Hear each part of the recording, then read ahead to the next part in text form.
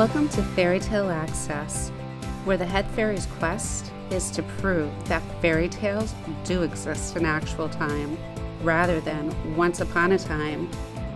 Together, we will unravel the heroes, young and old, who turn dreams into reality.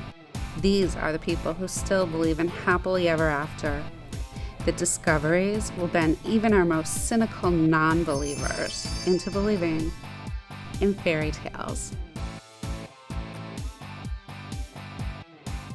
Hi, welcome to Fairy Tale Access. Today from sunny Utah by Skype, we have Cami Jensen, the author of the Archmage series.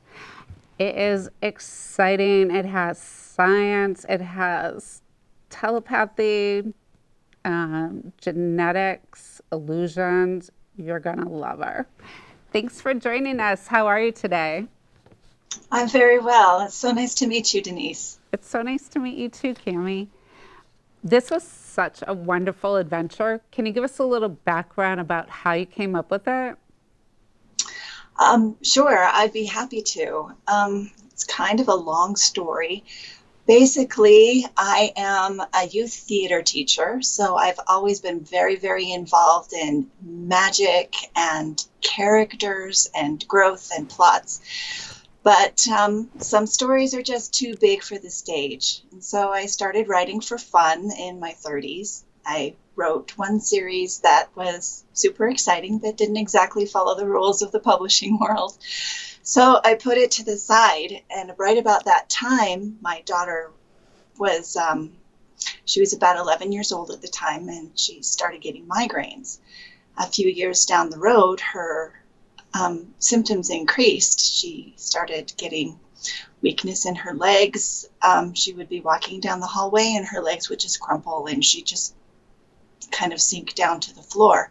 She'd go pasty white. Her heart would start racing. She would get clammy. It was very alarming. So naturally, we started taking her to doctors.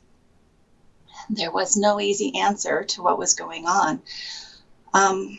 Took months and months of doctors, and we still had no answer. And she was starting to get very discouraged. She would not get out of bed in the morning, and she just couldn't make it to school. And I was starting to get really, really concerned, and I knew that she was an avid reader, and I said, I've got to give a reason. I've got to give her a reason to get out of bed. So I decided that I was going to start writing a story that was just for her, about someone who was just like her, someone who had some physical difficulties, but was still very intelligent, very creative. But most of all, I wanted to write someone who didn't give up. So I invented Agnes Ann Kavanaugh, the main character in First Earth of my Archmage series. And I started inviting my daughter to go for walks with me so that we could talk about the plot line, talk about her character, talk about magical creatures and magical systems, just give her something to look forward to every day. Mm-hmm. Well, those little walks ended up being one of the best things she could do, because the problem that she ended up having is called POTS, postural orthostatic tachycardia syndrome. Her blood vessels wouldn't constrict to push the blood up to her head. So her heart had to pump extra hard in order to get that circulation going. And exercising, building the muscles, put the pressure on her blood vessels to help her function. And so between those little walks and talking about Agnes and how she can creatively get out of terribly scary situations made a real big difference in her life. And she started to think, well, maybe I don't feel good, but maybe I can go to school anyway. I mean, maybe I can go for 2 hours today, or maybe I can go for 4 hours today. And this whole creative process helped her fight her depression, helped her fight her self-doubt, her self-loathing, and helped her become a functional person again. I'm sorry that happened to your daughter. Well, it was a tricky adventure, but one that we both came through stronger for it. And then when First Earth was finished and we finally got a diagnosis and had started Second Earth, my husband bought me an editor and an illustrator for Christmas and told me it was time to publish. Oh, that's great. Well, I love the way that you did it. It's so heartwarming, and just so many different things going on. So tell me about all of the children involved in this series. Were they people that you and your daughter met along the way? Yes, each of the characters based in the book are people that I've met along the way. I've used my whole life experience to write these kids, and a lot of them are typical kids that you meet. Like her love interest is very action oriented, I call him, but not the greatest when it comes to emotional health. And so he's got a very deep arc throughout this series where he goes through a little bit of depression himself and comes out of it, where he learns to appreciate Agnes for who she is and not who she thinks she is. He can see beyond her own description of herself and see deep inside her, and that is something that helps her learn how to grow out of her own self-loathing. He's based on one of my sons and a couple of my brothers, and then his cousin is just your typical really sweet person who's had hard things happen to her. It's just, and then her best friend on her home planet, Sadie, just the happy, spunky cheerleader type that everybody loves no matter what, because she's so positive and just full of a great energy. I love the whole theme throughout. It was more that you were only limited by what you think people see about yourself, and that you have to give people the chance to know you. And a lot of people will disappoint you, but most of them won't in the end. It's true. I think with this one especially, the biggest person Agnes gets to know is herself in the way that other people see her rather than the way that she perceives herself to be. Yes, definitely. Yeah, it was just a great theme of helping young people that might have something a genetic defect, or maybe going through an illness, but it just helped. I thought it was really key the way that you wove in how to, find your true power within. And it Yes. was really uplifting that way. So it just kept me chasing all the way through. And it was a really nice story, just woven in with a great adventure. Yeah, that's what I tried to do. I tried to do a really great adventure and then sneak a very important value in for my young readers to learn. And that is that you are worth being loved. I know. It reminded me, so it had that, I can't really explain it without giving this story away, but it did remind me a lot of the joy that you got out of watching like the Chronicles of Narnia, that excitement, and the Golden Compass, I have been compared to the Golden Compass before, yes. Yeah, sticking by your friends. I love that. It just had those feelings and you were like, yes.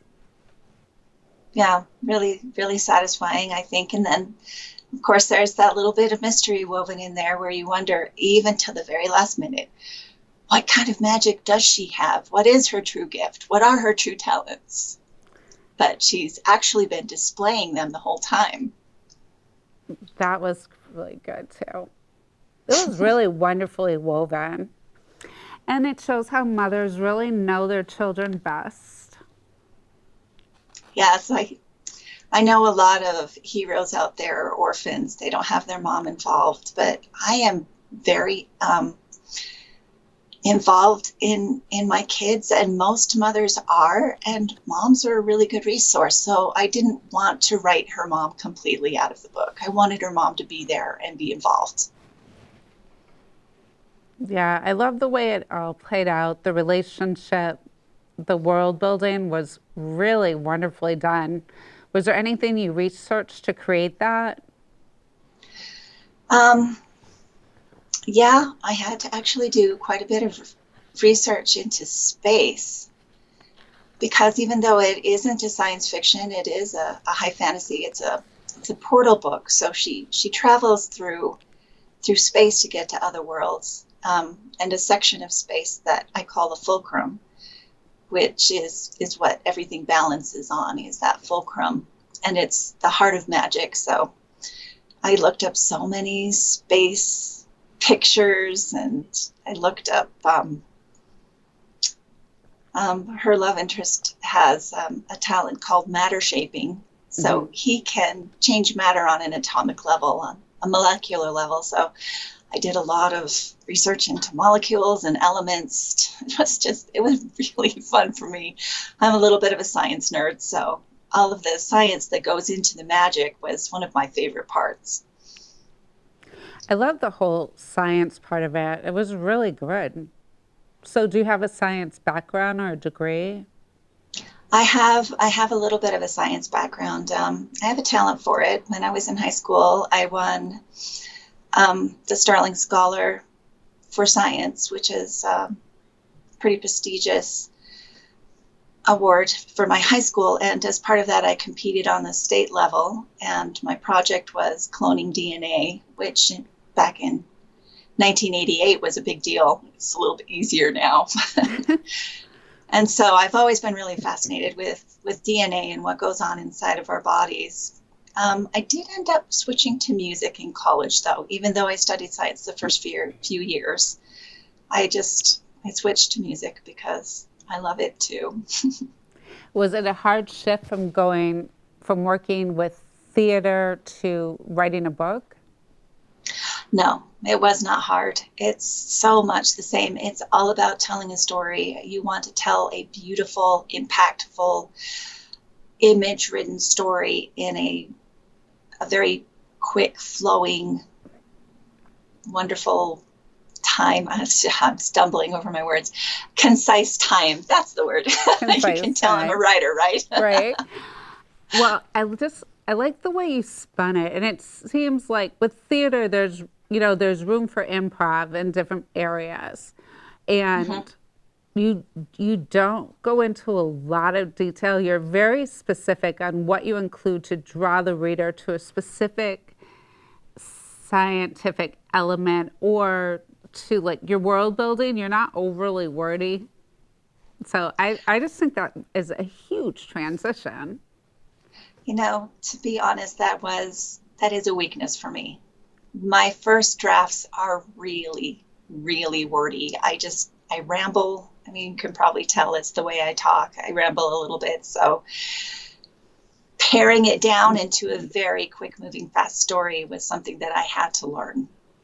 But I think I did. I learned it. And of course, you always have your editor to make sure that that doesn't happen. Well, you must have a great editor because it flowed wonderfully. He's very good, and I'm really, really grateful to him. Adam McLean, very good. I'll give him full kudos. Oh, that's great. All right. So, can you give us any information? The first chapter starts off with the title, I'm Chased by the Sun.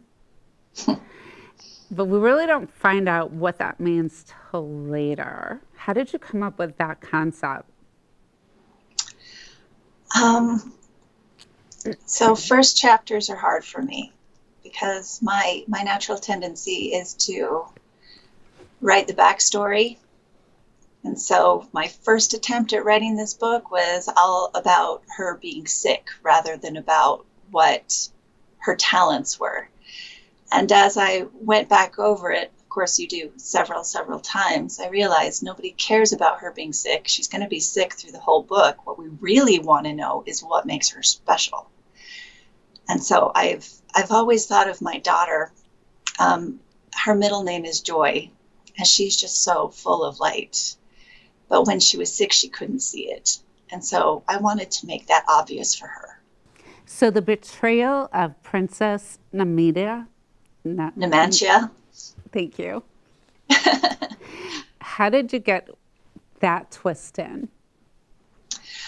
That's another thing that I think a lot of teenagers need to know, is that what you see on the surface isn't necessarily what's deep inside.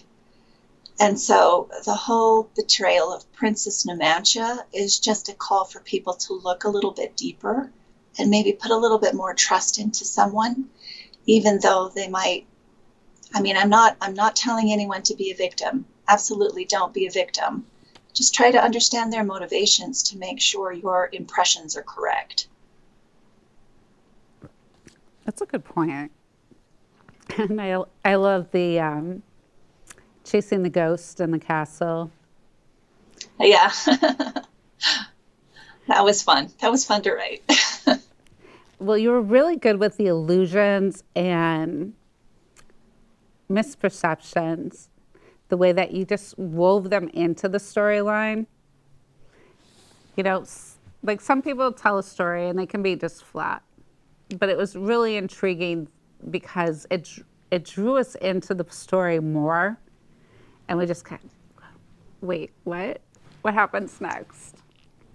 Yeah, that's fun. I'm also a little bit of a mystery fanatic. I love fantasy. I read a lot of fantasy, but I also like a lot of mystery. And so if you can put in a few of those little, what's going to happen things, it's really exciting and very grabbing.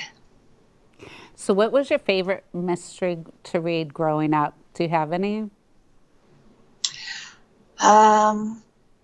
Growing up, I'll be honest, my favorite mysteries are the ones that I read as an adult.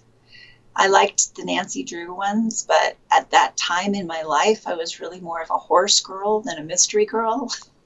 So mysteries are more my adult taste. So I watch every mystery that comes on TV while I'm doing dishes, because dishes are really boring, right? So I watch mysteries to keep myself energized and intrigued. I love mysteries. And you're very good at hiding things and having them just sneak up on you. Thank you. It's really talented, and it was just so smooth. And the alien planets, the mentors, that was key. The mentors Wasn't that fun? Yeah, we're not going to say any more about the mentors. Okay. Was it The Truth Within Lies, chapter 16? Mm-hmm. That was twisted. Yeah, a little bit. Sorry. It's kind of on par with Percy Jackson or Harry Potter for those moms out there who wonder what twisted means. If you don't have a good bad guy, then when your hero triumphs, it doesn't have the same emotional impact. So yes, I've got a very good bad guy. Yes, you did. And all right, so how many children do you have? I actually have 6. You have 6 children? I do. And you have 3 grandchildren on the way? I have 3 right now and 3 on the way. You have a bunch of kids all at the same time. They all grow up at the same time, and they all have babies at the same time. So. Oh. So when do you find time to write? It's hard. I have to actually just say, I can't. I'm writing today. And that's something that another lesson that I had to learn, is that you've got to be able to say, nope, this is what I'm doing with my time today, and I'm sorry, I'm there for you, but just not this morning. How many books have you written altogether so far?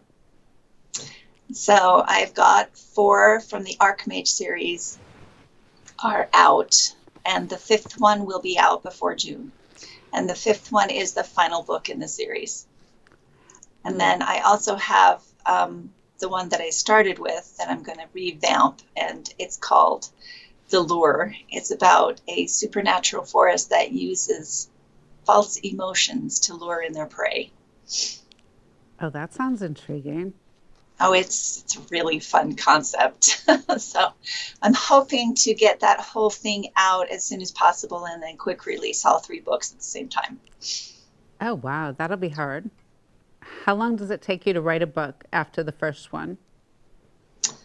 The first one took forever because it was really more of a project to help my daughter get out of bed than it was to be published. But start to finish, if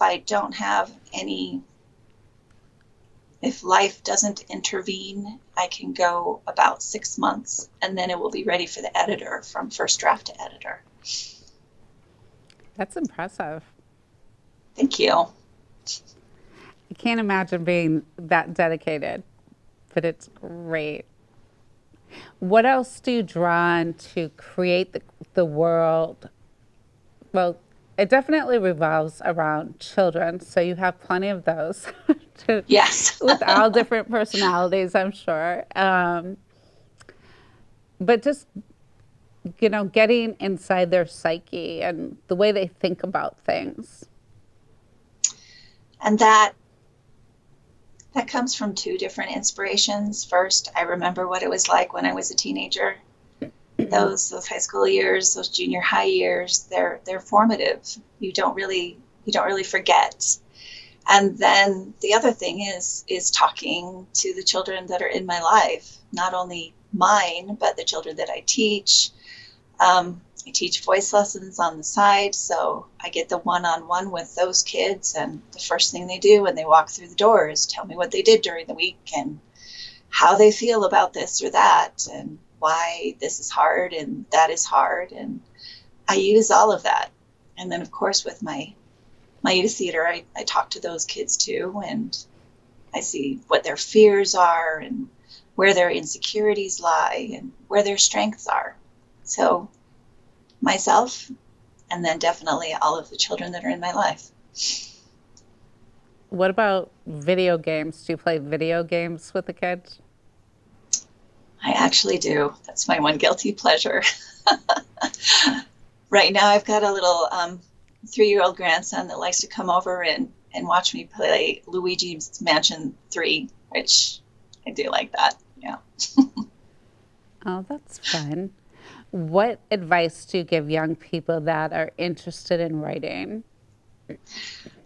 So a lot of people give the advice to just let your imagination go crazy.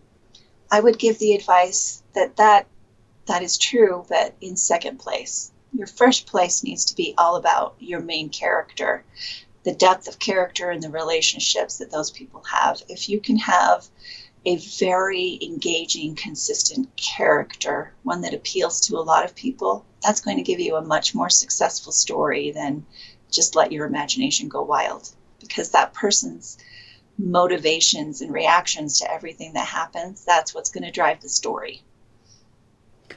How do you personally judge that? Do you give it to a lot of ARC readers or friends to read to understand the character? Do you write like a short thing about them? How do you create characters like that?